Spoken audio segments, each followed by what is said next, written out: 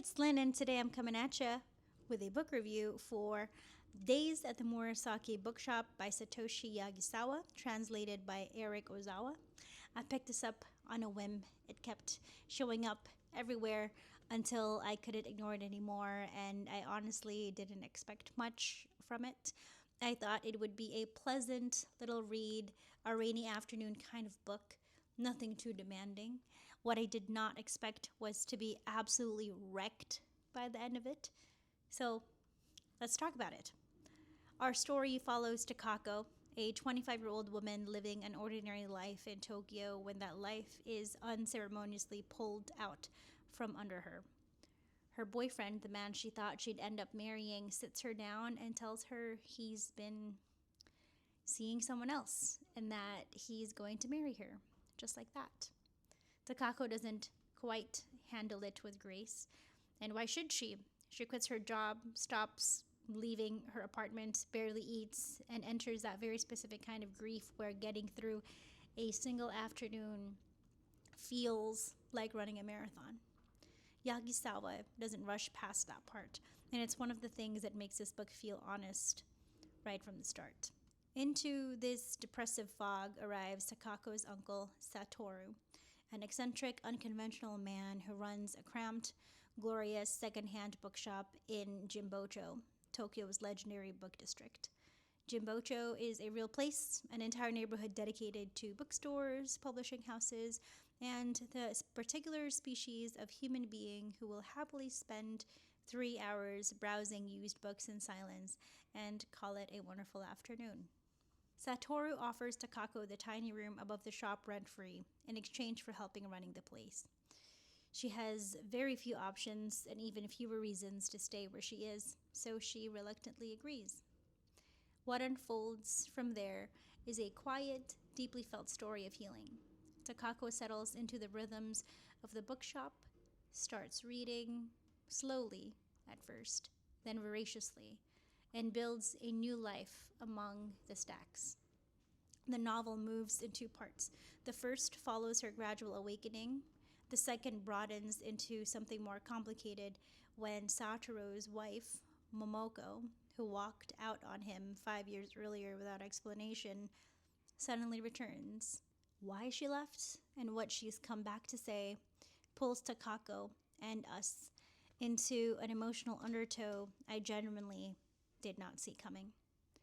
One of the first things I want to talk about is how accessible this book is, and I mean that as a genuine compliment. Yagisawa's prose in Ozawa's translation is clean and unobstructive and deeply intentional. It doesn't perform complexity or try to dazzle you with cleverness. It simply invites you in and holds you there without your noticing. And I finished this book in one sitting, in a little over an hour, and I never once felt like I was rushing. And that brevity is one of the book's greatest assets. There's no padding, no scenes that exist just to hit a word count.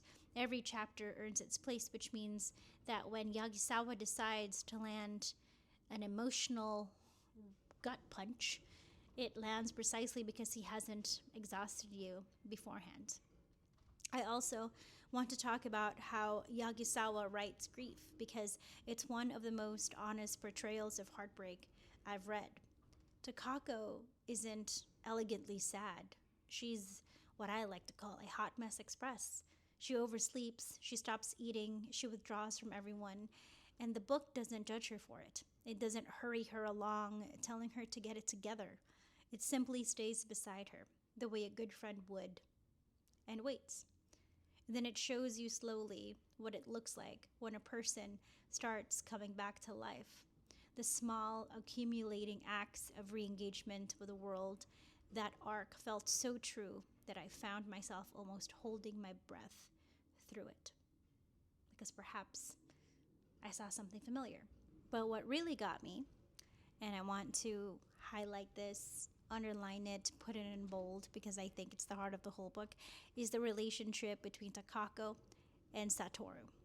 This is the relationship of the novel, not the romantic subplot, not the Satoru and Momoko story, but this, a woman who is in pieces and her uncle, who barely knows her, slowly and painstakingly building something real between them.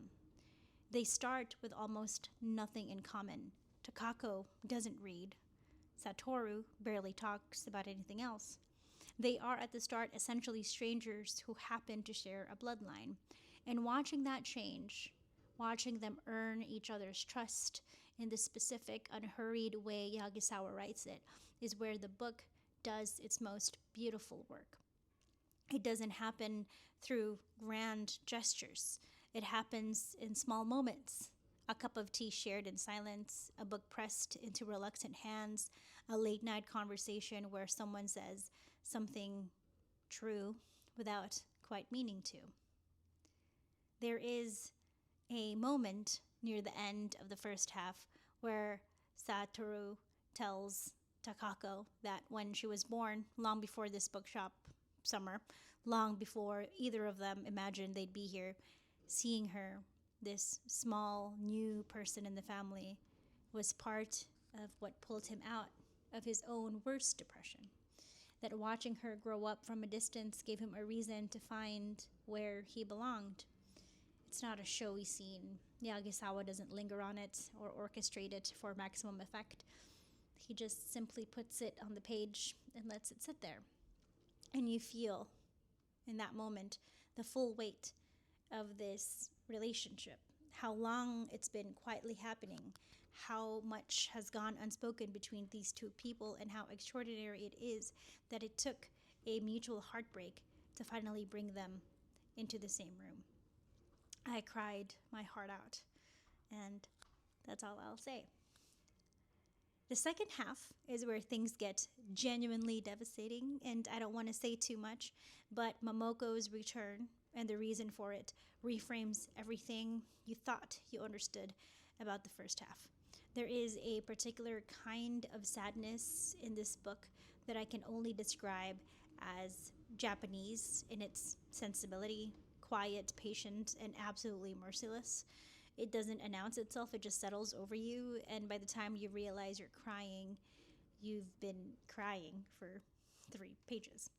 Not a complaint, a compliment of the highest order, of course. And here is perhaps my most convincing endorsement. When I finished the book, I gave it to my mother to read. She has not returned it, which is why I don't have it in my hands. And I have not seen that copy since. And whenever I ask about it, she becomes vague and changes the subject. If a book is good enough to be quietly absorbed into your mother's permanent collection without her acknowledging that she's done it, or maybe because she forgot, then that book has absolutely done something right. And now I always try to give these reviews both sides, the good and the bad, but I generally struggle to find things to criticize in this book. The best I could come up with is that the prose is simple and some secondary characters could be more fleshed out. If you need a book to be dense and structurally intricate, this might not scratch that itch at all. Days at the Morisaki Bookshop is at its core a quiet book about quiet people navigating quiet grief, and its emotional climaxes are proportionally scaled to that quietness. I can understand that critique intellectually. I just don't share the same opinion. My only genuine grievance, and I want to stress that this is deeply petty, is that the book ended. I turned the last page and wanted more of Jimbocho, more of the bookshop, more of Satoru and Takako. There is a sequel, More Days at the Morisaki Bookshop, and I am getting my hands on it as quickly as humanly possible. If the worst thing I can say about a book is that it ended, I think that tells you everything you need to know. And so, with that said, Days at the Morisaki Bookshop is one of the loveliest reading experiences I've had in a very long time. It is short, accessible, emotionally honest, and genuinely moving in a way that sneaks up on you. It's the kind of book you press into the hands of people you love and then apparently fail to get back. And so I'm giving it a full 5 out of 5 stars. No hesitation. And so with that said, thank you so much for watching. You are awesome. Stay awesome. And I'll see you in my next video. Goodbye.